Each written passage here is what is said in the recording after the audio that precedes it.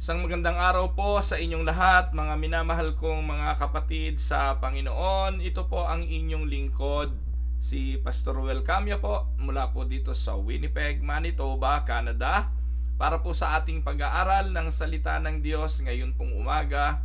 Welcome po mga kapatid sa Tinig ng Pag-asa. Dalangin po ng aking puso na datnan kayo ng pamamahayag na ito, na kayo pong lahat ay nasa mabuting kalagayan. Ang atin pong pag-aaral ngayong umaga, pinamagatan po nating Rejoicing in the Lord, a Heart at Peace. Mga kapatid, if there is one commodity na napakahirap hanapin ngayon, ay yung kapayapaan. Napakahirap matagpuan ang kapayapaan sa kabila ng napakaraming mga alalahanin, kaguluhan, suliranin na inihahatid ng mundo. Maraming mga tao dahil sa hindi nakasumpong ng kapayapaan ay minamarapat na lisanin ng mundong ito. May mga tao na dumating sa matinding depresyon, mga alalahanin na nag-decide na bawiin ang kanilang buhay bunga ng kawalan ng kapayapaan. Naniniwala po ako na ang Biblia at ang salita ng Diyos ay nagsisilbing paalala at malaking comfort sa atin bilang mga mananampalataya upang mapagtagumpayan ang mga alalahanin at kalungkutan ng buhay. At ito po ang nais kong dalahin sa inyo ngayong umaga. Sa iba't ibang hamon po ng buhay na nag-aalis ng ating kapayapaan, na nagdudulot ng takot, ng mga anxieties at iba't ibang alalahanin, ang Biblia ay hindi nagkulang ng kanyang paalala upang mapagtagumpayan natin ang mga suliraning ito. So let us look at what the Apostle Paul advised the Philippians, and may this advice serve as a reminder also to each and every one of us. Nadalhin tayo ng mga payong ito ni Apostol Pablo patungo sa pagtatagumpay sa anxieties, sa mga depressions at sa mga problemang hatid ng ating mga buhay. Samahan ninyo ako sa talatang ating pagbubulayan. Matatagpuan po ito sa aklat ng Pilipos or Philippians chapter 4 verses 4 to 8. Ganito po ang ating mababasa. Rejoice in the Lord always. I will say it again, rejoice. Let your gentleness be evident to all. The Lord is near. Do not be anxious about anything, but in every situation, by prayer and petition with thanksgiving, present your requests to God. And the peace of God, which transcends all understanding, will guard your hearts and your minds in Christ Jesus. Finally, brothers and sisters, whatever is true, whatever is noble, whatever is right, whatever is pure, whatever is lovely, whatever is admirable, if anything excellent or praiseworthy, think about such things. Pagpalain naman ng Panginoon ang pagkabasang ito ng kanyang mga banal na salita na sa umagang ito'y magiging basihan ng ating pagbubulay-bulay. Mga minamahal kong mga kapatid sa Panginoong Jesucristo, today we turn to a passage that calls us to joy, peace, and godly thinking. This passage is calling us to a life of joy, peace, and godly thinking. This passage is not just a series of exhortation, but a personal testimony of the Apostle Paul to the power of the gospel in the believer's life. Kung merong isang bagay po na inihahatid ang mabuting balita at ang salita ng Diyos sa isang mananampalataya, ay ang pagiging makapangyarihan nito upang bumago ng buhay at ng disposisyon ng isang tao. Kapag ang Biblia ay inyong binabasa at hindi naman ito na ipapamuhay at hindi ito nagre-reflect sa ating pamumuhay, wala pong silbi ang inyong pagbabasa. Ibig sabihin lang po noon, hindi nyo to naunawaan. Pero kapag ang Biblia ay nangusap sa puso natin at ito'y ating naunawaan, imposibleng hindi ito magre-reflect sa ating pamumuhay. At makakadevelop ito ng isang magandang disposisyon para sa bawat isa sa atin. Mga kapatid, as we reflect on these verses one by one, we will see how our joy, peace, and thoughts are anchored in the sovereignty of God and the finished work of Jesus Christ. Kaya samahan ninyo ako at isa-isahin po nating pag-aralan kung ano sinasabi ni Pablo sa mga taga-Pilipos sa chapter 4 verses 4 to 18. Una, this passage is a call, a command, a charge. For what? To rejoice in the Lord. That is the very first thing that we will see on the passage. In verse 4, the Apostle Paul said, "Rejoice in the Lord." It is not just rejoicing. The call is not just to be joyful. Ano po? We can be joyful in a lot of things. Pag tayo nakakatanggap ng regalo o may mabuting bagay na nangyari sa buhay natin, nagiging masaya tayo, nagiging maligaya tayo. Pero those kind of joy na nakabase sa mga material na bagay, doon sa mga mabubuting nangyayari, ay fleeting kind of joy. Madaling lumilipas yun. Kaya dito si Pablo ay itinuon ang isipan at ang pananaw ng kanyang mga tagapagbasa sa isang klase ng joy that will last. Ano yun? Yung rejoicing in the Lord. That is a wonderful kind of joy. The joy that only comes from the Lord. Ito ang sabi niya. At inulit niya ito, "Again I will say rejoice." When he repeatedly asked and commanded the people to rejoice, it means you should direct that joy, and it must be a fruit, and it must come from the Lord. Amen po ba? This is not just a suggestion. This is a direct command rooted in the character of God. Mga kapatid, our joy is not dependent on circumstances. Kasi kung ang iyong kaligayahan ay nakabase lang sa mabubuting bagay, nagre-reciprocate yung iyong kapayapaan dahil kapayapaan ang hatid sa iyo. Paano ngayon kung hindi kapayapaan ang ibinalik sa iyo in spite that you wanted peace? Like for instance, you are giving love to somebody, hindi nag-reciprocate yung love na yon, anong mangyayari? Malulungkot ka, madedevastate ka. Pag meron kang gustong naganap at hindi naganap, ibig ba sabihin, dahil sa pangyayaring yon, magdudulot na ito ng devastation, anxieties, and depression? No. Kasi kung ang ating joy ay nakabase doon sa mga sirkumstansya, and you will always be lonely. You will always be desperate. You will always be devastated. So this joy that the Apostle Paul is referring to is not the kind of joy that is dependent on circumstances, but on the unchanging reality of our salvation in Christ. It is interconnected, rooted in our relationship with the Lord. Kaya nga, believers, brothers and sisters, rejoice in the Lord.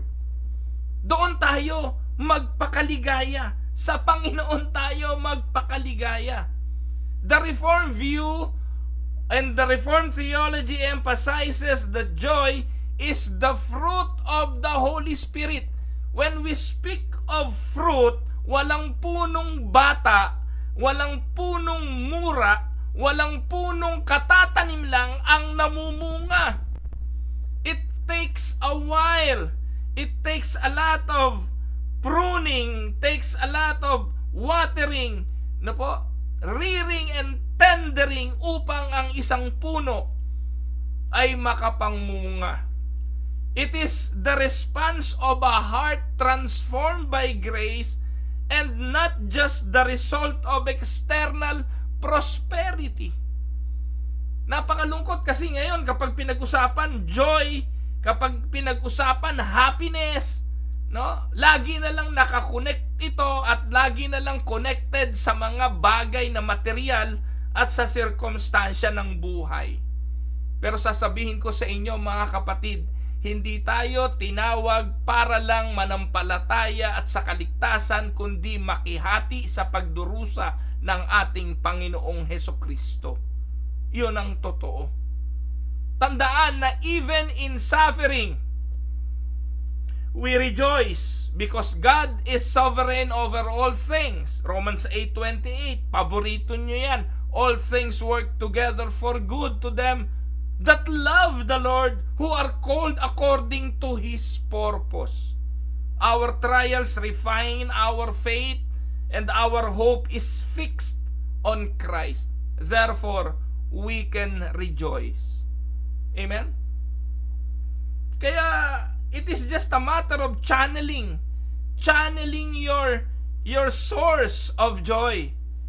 Kung naka-channel nga ito sa career, most of the time you will be disappointed with your career. Ginawa mo na lahat, pinagsikapan mo lahat, nagpakahusay ka, may patambling-tambling ka pa para sa promotion, para mapansin ng iyong mga superior, para umasenso ka sa iyong posisyon, and yet at the end of the day, ano nangyayari? Hindi ka naman napapansin. But if you are doing everything for the Lord and you are doing your work as a ministry, not for the people but for the Lord, and not just a source of your sustenance and material things, you will have the sense of joy in your heart. That is one example of rejoicing in the Lord. Amen, mga kapatid. Sa relationship, sa anumang relationship, minsan ibinuhos mo na lahat ang buhay mo sa pagsisilbi sa iyong asawa, sa iyong mga anak, sa mga taong nakapaligid sa iyo. Wala ka nang ginawa kundi i-please sila, pero at the end of the day, minsan masama ka pa. So kung iyon ang dahilan mo ng joy at doon ka nakabase sa paghanap ng kaligayahan ng buhay mo, you will be disappointed. You will be disappointed with people. Napakaraming mga pagkakataon, nagbigay ka na, ikaw pa masama.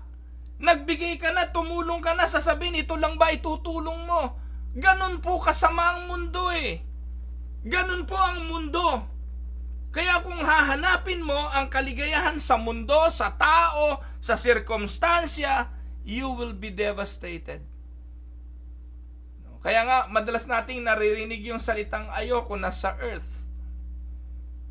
Kahit saan ka naman pumunta, kahit sa Mars, it is just a condition of the heart na kapag hindi tama ang iyong puso at hindi tama ang iyong isipan, kahit saan ka pumunta, you will be disappointed, you will be devastated. Pero i-focus mo ang inyong kaligayahan, yung hinahanap mong kaligayahan sa Panginoon, dahil dun mo lang naman matatagpuan, you will find satisfaction. Amen? Because the Lord will not disappoint you. Now, ito po yung sinasabi ko sa verse 5. Sabi ni Paul sa verse 5, we need to have a gentle and Christ-like disposition. A gentle and Christ-like disposition. Sa verse 5. Philippians 4:5, ang sabi niya, let your gentleness be evident to all. The Lord is near. So dito makikita natin, dahil malapit na ang Panginoon, darating na siya any moment, anytime. Po? At dahil babalik na ang Panginoon, let your gentleness be evident to all. Anong ibig sabihin yan? The word gentleness, sa Greek yan epiekes, na ang kahulugan ay forbearance, or sa Tagalog ay pagpapahinuhod. Sa ibang termino ay pagpapasensya o patient spirit. Kailangan natin ito Minsan po kasi mga kapatid, kaya hindi natin masumpungan yung kaligayahan maging sa lahat ng ating ginagawa, napakamainipin natin. Maging sa Diyos, inip na inip tayo. Kaya po nauso ngayon yung mga turo ng Pentecostal Utusan mo ang Diyos, i-claim mo na yan, i-manifest mo na yan, i-declare mo na yan. Iyon po yung mga mga gawain ng utak ng taong hindi makapaghintay. I-claim ko na may kotse na ako. I-claim ko na akin na yan, trabahong yan. I-claim ko na sasagutin ako ng babaeng yan. I-claim ko na magkakaanak ako. That is the source of most disappointments. Claiming and declaring something makes your life more miserable. Hindi po ba mga kapatid? Kaya yung mga turo ng mga pastor na may mga sira ang ulo, sasabihin ko, kung matino ang utak ng mga pastor na yan, hindi nila ituturo yan dahil alam nila na masasadlak ang mga miyembro sa lalong matinding depresyon. Sipin mo yung kapatid mo, lumapit sa'yo, Pastor, pag-pray mo nga, meron akong nasakit sa aking sikmura. Magpapacheck up ako, Pastor hindi ko alam kung ano magiging resulta. Ipag-pray mo nga. Tapos sasabihin sa'yo ng pastor, kapatid, i-claim mo na. I-claim mo na yan. Sa pangalan ni Jesus, nawala lang yan. Tapos lumitaw ngayon, nagpa-ultrasound ka, nakita sa ultrasound, may bukol ka, may cancer ka. What will happen to you? Mamumuhi ka sa Diyos, mamumuhi ka sa pastor, dahil pinangakuan ka ng isang bagay na hindi totoo. Hindi po ba? Pastor Ruel, ano po ba dapat gawin? Humingi sa'yo ng panalangin di ipanalangin mo. At pag mananalangin kayo, huwag kayong declare mga pastor na hindi nakakaintindi. Papatungan mo ng kamay, magpe-pray ka na, in the name of Jesus, I claim healing right now. Who are you to claim? Who are you to declare healing? Si Jesus nga may pagkakataon hindi nagpagaling. Ang mga alagad, hindi lahat ng sickness pinagaling. Tinuruan tayong magdasal at ang turo sa panalangin, idalangin ang kalooban ng Diyos. Pag ganitong mga topic, talagang umiinit ang ulo ko, mga kapatid, dahil sa dami ng napakawalang hiyang pastor. Sasabihin ko po sa inyo, mga pastor na para lang makapambola ng miyembro, gagawin ng lahat, pero sa ginagawa nila, hindi sila nakakatulong, bagkus ay isinasadlak nila ang mga miyembro sa lalong matinding depresyon. Dahil pinapaniwala nila ang mga tao sa hindi naman nila tiyak at wala silang kontrol. Amen? Kaya dito ang paalala ni Pablo, napakasimple Let your gentleness be evident. Gentleness means forbearance, patient, and the ability to wait on the Lord. At hindi nyo ba napansin yung gentleness kinonect doon sa pagbalik ng Panginoon? Magtiis tayo. Yun lang sabi ni Pablo dyan. Magtiis tayo. Kasi padating na ang Panginoon. Kung ano man ang pinagdadaanan natin ngayon, kung meron man tayong pagdurusa ngayon, kung meron mang sulirin ngayon, kung may kakulangan ngayon, rejoice in the Lord always. Let your forbearance, let your patience in spirit be evident to all, because the Lord is coming. And when the Lord comes, He will be the answer to all our spiritual, material, and even physical needs. Can we say amen? Napakalinaw po ng mga turo. Ginagawang komplikado dahil sa pambubudol ng mga pastor ng relihiyon, lalo na ng mga pastor ng Pentecostal. Kaya pag ipinalalangin ka ng pastor na kung ano-anong idinideclare at kineklaim, sawayin mo si pastor. Sabihin mo kay pastor, Pastor, uli-uli, wag mo na ako ipagdasal kung ganyan din lang. You have no power to claim, to declare, or to command.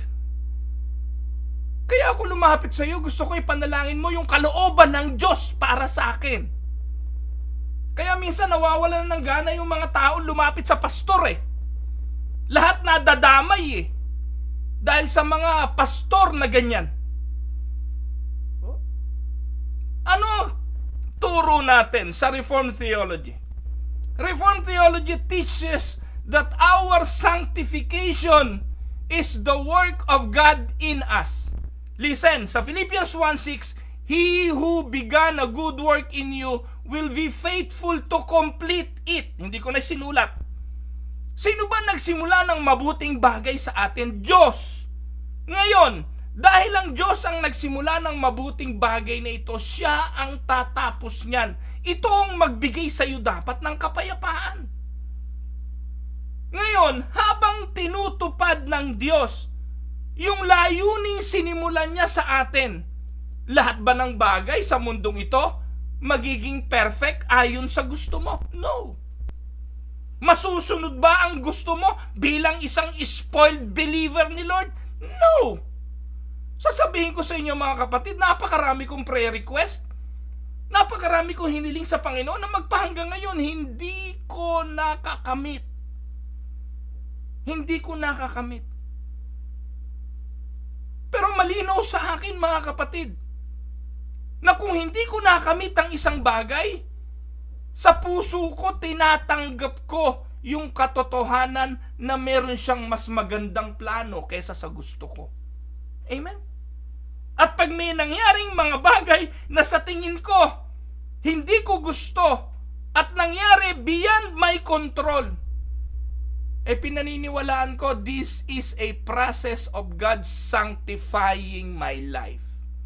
Nililinis ako ng Diyos. Lalo na po ako sa material na bagay pag hindi nangyari.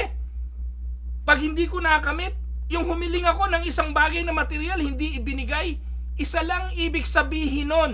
Naiintindihan ko na hindi binigay ng Diyos yon kasi hindi makakatulong sa akin ang bagay na yon. Amen?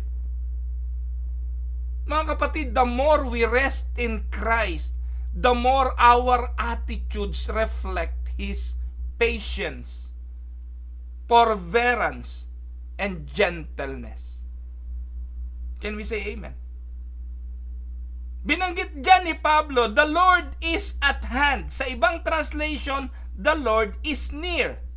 Reminds us of His sovereign presence. Malapit ang Diyos.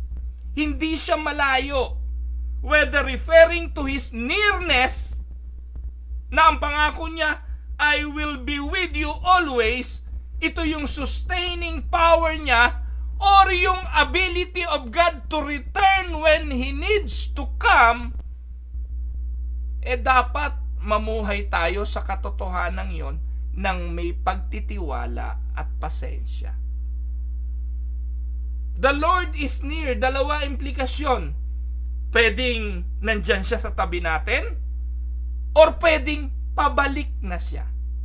Kung anuman ang ibig sabihin ng the Lord is near or the Lord is at hand, dapat magkaroon tayo ng kapayapaan na nandito lang ang Panginoon, or kung hindi man yun ang kahulugan, padating na ang Panginoon. Enough for you to have peace and joy. Naintindihan niyo po mga kapatid? Now, puntahan natin yung pwede nating cure for anxiety. Binigyan tayo ng paalala ni Pablo. Sabi ni Paul, the cure for anxiety, prayer and trust in God. Verse 6.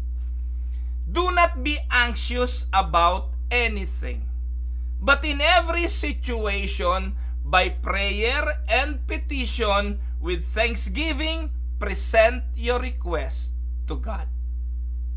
Sa ibang translation, do not be anxious about anything, but in everything, by prayer and supplication with thanksgiving, let your request be made known to God. Yun po yung sa ESV version. Alam niyo po ba mga kapatid na anxiety is the natural response of the flesh? The natural response of the flesh is to be anxious. Kailan nangyayari yung mga anxiety ng buhay, mga kapatid? Kapag dumating yung panahon na nawalan ka ng control. Doon tayo nagiging anxious. Because we human, we have a natural tendency to control everything. We always want to be in charge. We want to be in charge of our daily lives, in charge of everything as far as this life is in control. Or is this life is concerned rather. We want to be in control of everything. We want to be in control of our health. We want to be in control of our money, of our children, of our relationship, of our job, our career, even our church. We want to run things our ways. Tama? Pero hindi mo ba napapansin, minsan tinatanggalan ka ng kontrol ng Diyos, hinahayaan at pinahihintulutan ng Diyos na hindi mangyari ang gusto mo upang mawalan ka ng kontrol. At nang sa ganon, anong dapat mangyari? Kumilos ka hindi na sa flesh, kung hindi sa pananampalataya. Minsan tatanggalan ka talaga ng kontrol ng Diyos. At kapag nawalan ka ng kontrol sa isang bagay, you will be devastated. Because you always want to be in charge. Pero hindi niyo po ba naisip, mga kapatid, na sa mga panahong wala kang kontrol, sa mga bagay na wala kang magagawa sa sirkumstansya, dapat i-relinquish mo ang kontrol sa may kapangyarihan at doon sa may kakayahan na talagang magkontrol. Amen? Most of the time, where do we put our trust? Most of the time, we put our trust on the things that are materials, on people, on human, on our relationship. Doon nakasalig yung stability natin eh. Pakiramdam natin, stable tayo kapag we have money in the bank. We have a job, secured job, na hindi ka matatanggal, hindi ka malilay off dahil permanent ka na, regular employee ka na. At nandun na nakasalig yung kaligayahan mo sa buhay. Pero hindi nyo ba napapansin na ang Diyos ang higit na may kapangyarihan? Isang click lang ng kamay ng Diyos, yung sinasabi mong regular job na meron ka, in an instance pwedeng mag-collapse at mawalan ka na ng trabaho bukas. Yung health na sinasabi mong stable, healthy ka dahil chinek up ka ng doktor, wala kang nararamdaman, okay ka, pero isang COVID virus lang, tigil ka. Yung sinasabi mong relationship na stable, na meron ka ngayon, na hindi mo inaasahan na magkakahiwalay kayo, pero gugulantangin ka na lang, na ayaw na pala ng partner mo o ng asawa mo sa'yo. Kung ito ang mga basihan ng iyong seguridad, you will be anxious. Kaya mga kapatid, dalawang pundasyon lang yan eh. Saan nakasalig ang iyong pundasyon? Dapat po na andoon sa matibay na bato. Anxiety is the natural response when we lose control. But take note, prayer is our response of faith. From a Reformed perspective, we trust God's providence. Kaya yung sovereignty ng Diyos, importanteng sandigan ng pananampalataya ng mga mananampalataya. Kasi hindi nagkakamali ang Diyos. Kapag may nangyari na sitwasyon sa buhay natin, lalo ang hindi natin kontrol,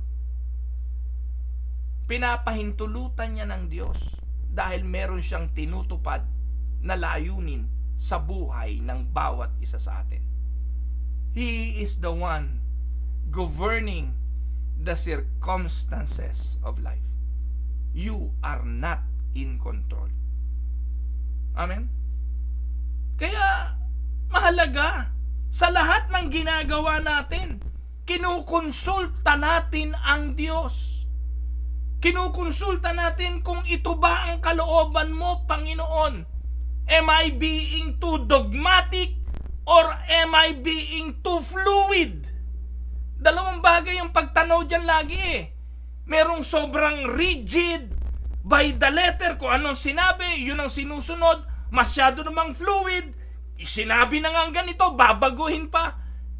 Nabigyan tayo ng Diyos ng karunungan, ng wisdom, ng maturity to balance everything.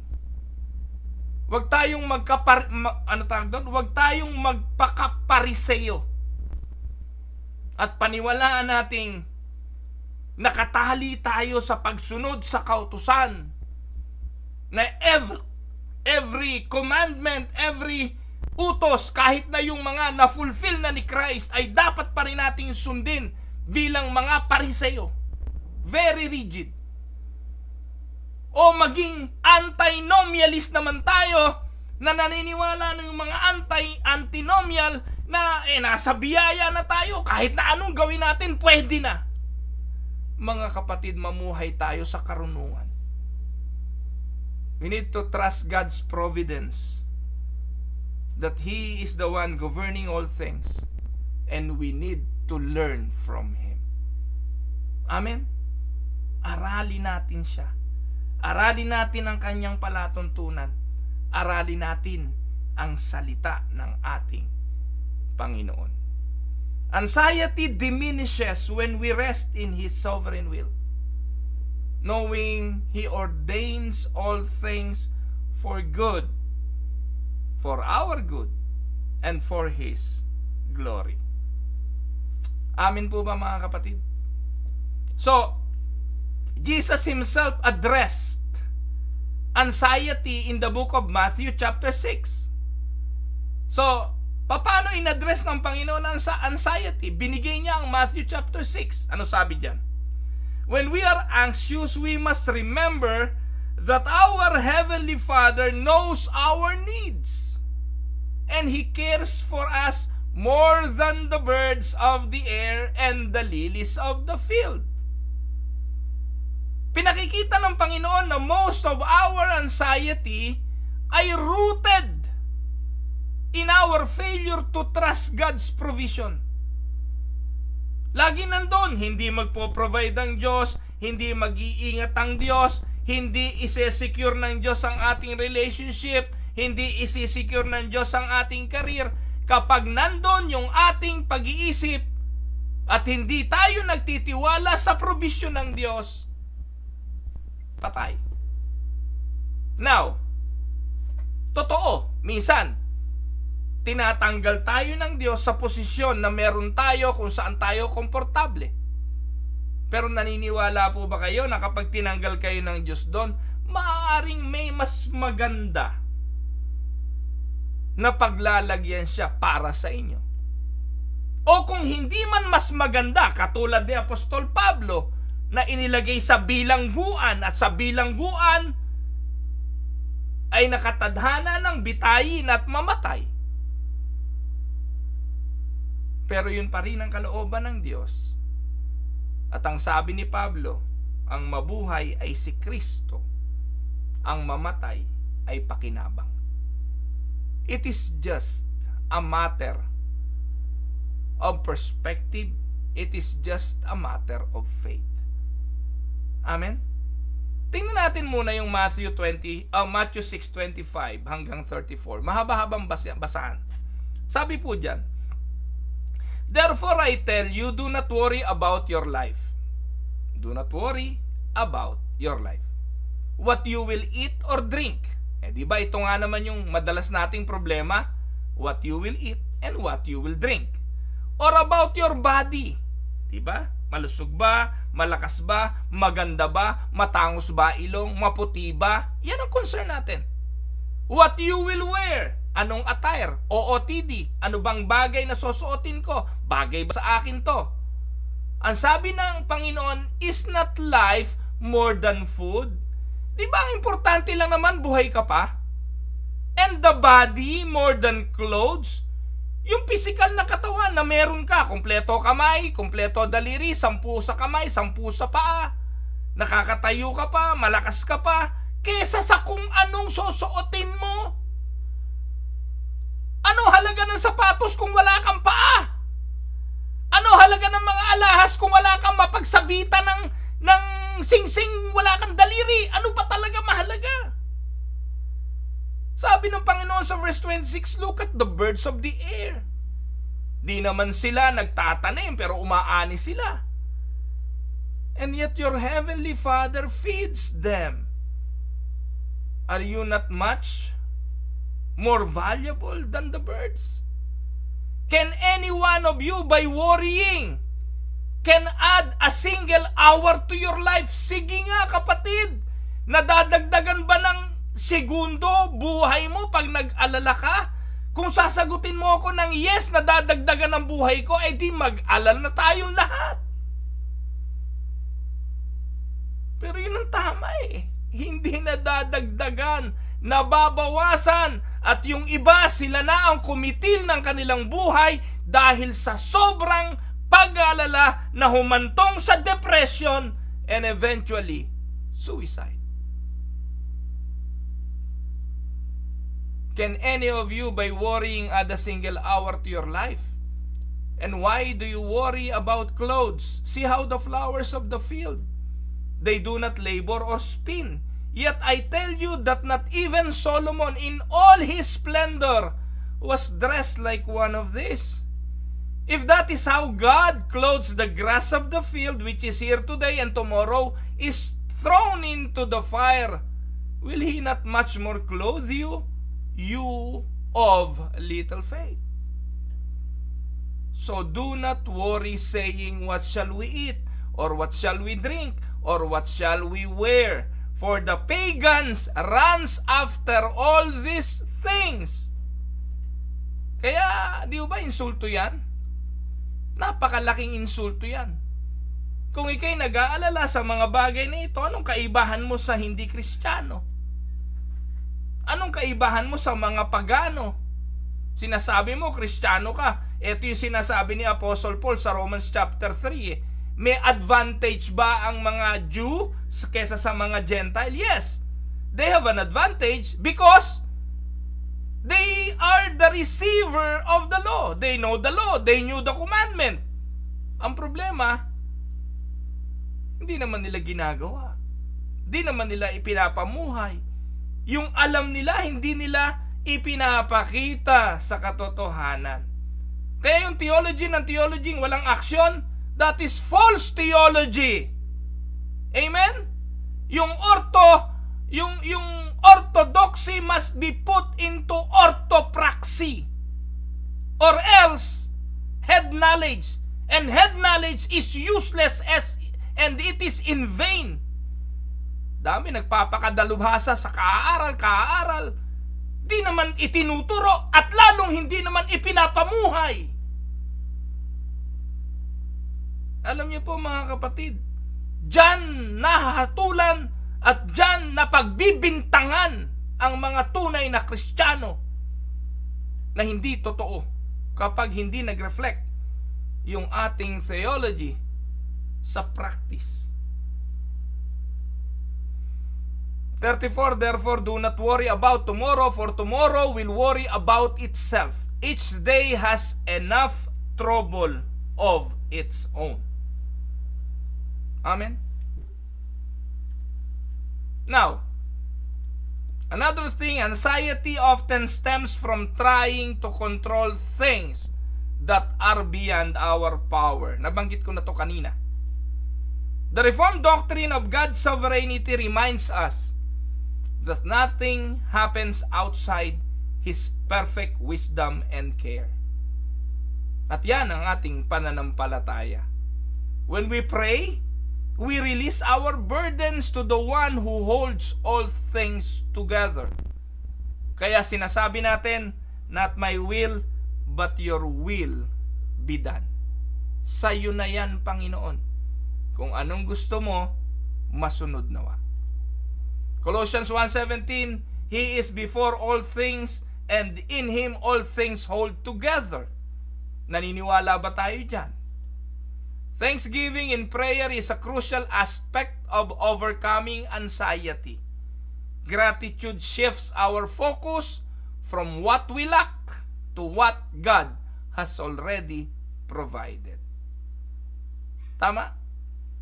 Pag nagsimula ka magpasalamat, makikita mo na meron na palang ibang probisyon ng Diyos. Masyado ka lang maluho, masyado ka lang makapritso, katakot-takot ang inihiling mo, nakakalimutan mo na meron ka namang dapat pasalamatan kasi may naibigay na siya higit sa hinihingi mo. Amen? Daming mga Kristiyanong spoiled kasi inispoiled hindi ng Panginoon kundi ng kanilang mga pastor na hindi naman naunawaan kung anong mga ipinagtututuro. When we recognize God's past faithfulness in our lives, it strengthens our trust in His future provision. Ganon kahalaga eh. Yung magtala ng mga bagay na ginagawa ng Diyos, lalo na yung mga evident na nakikita natin. Yung evidently ay nasa harapan natin. Magpasalamat tayo. Punuin natin ang ating puso ng gratitude. At itong mga bagay na ito na nangyari ngayon, na bukas ay kahapon na yon, magbibigay sa atin ng pagtitiwala sa susunod na mga panahon. Naintindihan niyo po mga kapatid? At anong sabi ni Pablo pag ganito ang ating mga pananaw? Pag ganito ang ating ginagawa, kapag tayo'y nagtiwala sa Diyos sa pananalangin, ang sabi ni Pablo sa verse 7, the peace of God will guard our heart. Amen? Babantayan ng kapayapaan ang ating mga puso. Verse 7, and the peace of God which surpasses all understanding will guard your hearts and your minds in Christ Jesus. Napakagandang pangako. Kapag ipinagkatiwala natin sa Diyos sa panalangin ang lahat, anong magiging epekto? Magiging payapa ka. At ang kapayapaang ito ang magbabantay sa iyong puso. Saan? Sa pagkagahaman, sa pag-aalala, sa pag-aimbot at kagustuhan pa na masunod na ikaw ang may kontrol. Amen? So, itong kapayapaang ito is not a worldly peace, but the deep abiding confidence that we are reconciled to God through Christ. Romans 5:1, therefore, since we have been justified through faith, we have peace with God through our Lord Jesus Christ. Matindi ang peace na yan. Mamaya ating matatalakay yan. No po? So, this peace surpasses human understanding. Itong kapayapaan ito, ibang uri ng kapayapaan. Ang kapayapaan yan, sabi ni Pablo, lampas sa ating pangunawa. Tindi, no po? Naka-experience na po ba kayo nung ganong klaseng kapayapaan? Nasa kabila ng tambak, ang mga suliranin ng buhay, and yet you are at peace. Nawalan ka ng trabaho, and yet you are at peace. May karamdaman ng mahal sa buhay, and yet you are at peace. Nakapagpapatuloy ka sa buhay because you are at peace. And that is the peace that surpasses human understanding. Bakit? Because it is not based on external circumstances, but it is based on the divine grace of God. The word guard, pro-ureo, that is how to pronounce it. Pro-ureo is a military term sa Greek, meaning to stand, watch over. Can you imagine yung kapayapaan ng Diyos will act as a fortress around our hearts and minds, keeping us steadfast in faith. Imagine mo, kapayapaan ng gwardiya ng puso mo. Paano pa makakapasok ang anxiety dyan? Paano pa makakapasok ang depression dyan kung binabantayan ng kapayapaan ang iyong puso? Na ang kapayapaang ito'y nakasalig sa pakikipag-ugnayan mo kay Kristo at sa relasyon ninyong dalawa. Antindi, di po ba mga kapatid? This peace is not achieved through human effort. It is a gift from God, given to those who rest in His promises. So when we trust in Christ, we are no longer slaves to anxiety, but are kept in perfect peace by the one who holds the future. Amen? Now, punta na tayo sa dulo. Verse 8. Kailangan nating disiplinahin ngayon ang ating isipan.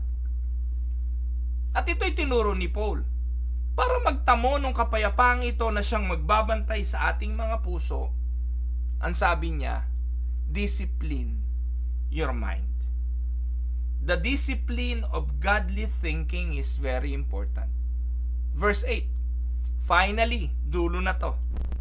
Brothers and sisters, whatever is true, whatever is noble, whatever is right, whatever is pure, whatever is lovely, whatever is admirable, if anything is excellent or praiseworthy, iyon ang isaksak ninyo sa isipan ninyo. Think about such things. So para manatili ang kapayapaan, ang mga bagay na yan ang ating isipin. Katotohanan, noble things, right things, pure things, lovely things, admirable things, praiseworthy things. Think of those things. Amen? Pag basura ang laman ng isipan mo lagi, mag-aalala ka. Pag hindi tama ang lagi laman ng isipan mo, mag-aalala ka. Instead of being right, wrong. Instead of purity, basura, impurities. Instead of those lovely things, mga chismis ni Marites ang kinakarga mo. Sa halip na yung admirable, mga ignoble things at mga hindi mabuting bagay iniisip mo. Sa halip na papuri, pagrereklamo. Naku mga kapatid, we need to discipline our mind. Reformed theology emphasizes that our mind are renewed through the Scripture. Romans 12:2. Di ba Romans 12:1? Inihiling na ihain natin ang ating mga sarili bilang haing buhay, banal na kaaya-aya sa Diyos, na siya nating katampatang pagsamba. And then verse 2, huwag kayong magsiayon sa takbo ng sanlibutang ito. Mangag-iba kayo ng inyong pag-iisip. Our thinking is transformed. We cannot easily do that. We need the Word of God, the meditation of the Word of God, the devotion that we give on studying the Word of God. Punuin ninyo ng salita ng Diyos ang inyong isipan. And most of the time, garbage ang laman ng ating isipan. Nagkaroon ako ng training ng multimedia nung Sunday. And just to prove that the social media is so powerful, I ask yung mga tinetrain ko, how many hours do you spend on your telephone? On your phone? Mangingilabot kayo, mayroong sumasagot ng 8 hours a day. 8 hours a day. Meron pa nga sumagot 24/7 eh. Wala nang tulog yun. Hindi naman po yung totoo.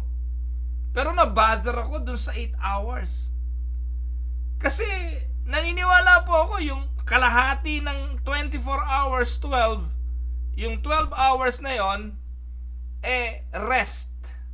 Tulog, pahinga, kain, at yung mga importanteng bagay para sa sustenance ng katawan. And the remaining 12 hours, dun ngayon, ikaw yung waking hours mo yon. No? Waking hours yon, yun yung mga pagtatrabaho, 8. Yung 4, pang grocery, kung ano pa man. Pero saan mo ginagawa rin yung 8 hours na telepono? So anytime na meron ka opportunity, hawak mo cellphone mo, hawak mo telepono mo, ang nakukuha mo, garbage. Kaya nga mga kapatid, tingnan nyo yung social media ng tao. Doon mo makikita kung ano laman ng puso niya. Sa social media, sa Facebook ng isang tao, alam mo kung basura ang utak ng tao na may-ari ng Facebook na yon. Makita nyo, walang katorya-toryang mga post, mga rant sa mundo, parinig sa kung kanino. Malaman mo kung anong buhay ng tao, just visit their social media account. We need to be disciplined. We need to discipline our mind. Truth is found in Christ and His gospel. Jesus is the way, the truth, and the life. No one comes to the Father but by Him. A mind fixed on biblical truth will be steadfast in the midst of trials. So what we dwell on, listen to this, what we dwell on shapes our affections and our actions. Kung saan ka naglalagi, maaapektuhan nito ang iyong buhay. Kung naglalagi ka sa Facebook, basically, apektado nito buhay mo.